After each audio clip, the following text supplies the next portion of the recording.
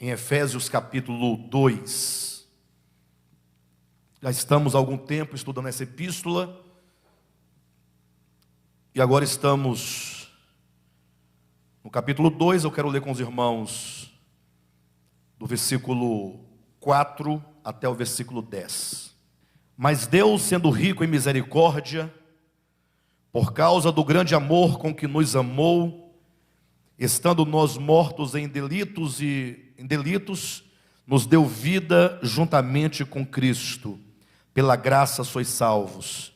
E juntamente com Ele nos ressuscitou e nos fez assentar nos lugares celestiais em Cristo Jesus, para mostrar nos séculos vindouros a suprema riqueza de sua graça em bondade para conosco em Cristo Jesus.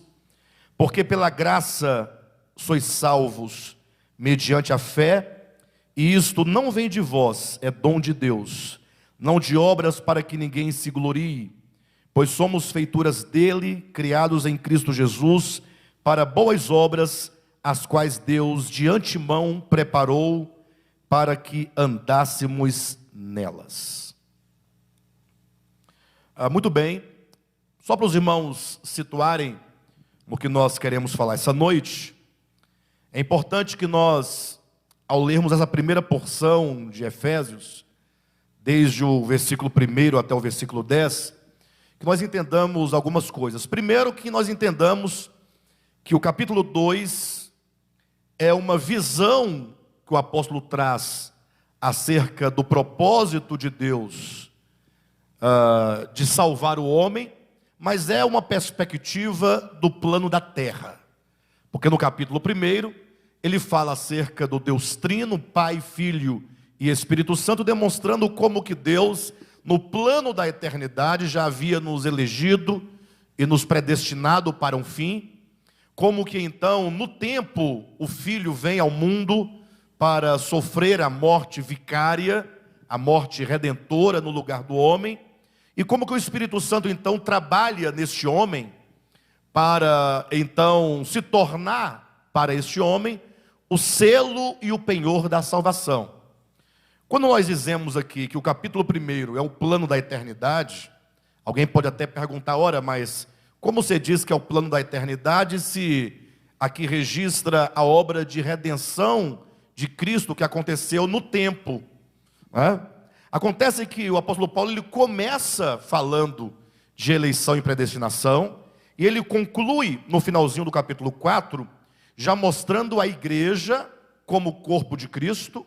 Ele mostra o corpo místico de Cristo, formando um novo homem, Cristo cabeça, a igreja o seu corpo, como Cristo coletivo, Cristo cósmico, e conclui nos versículos 22 e 23, colocando todas as coisas debaixo dos pés de Cristo, ou seja, dos pés da igreja, e portanto ele mostra já a igreja no plano da eternidade, enquanto uma igreja totalmente glorificada, uma igreja cuja obra de Cristo nela se consumou plenamente. Então o olhar de Paulo no capítulo 1, ele começa na eternidade e termina na eternidade. Então ele não fala sobre o homem diretamente. Ele fala como que Deus projetou esse plano, que tendo começado na eternidade, passa pelo tempo, mas se consuma na eternidade.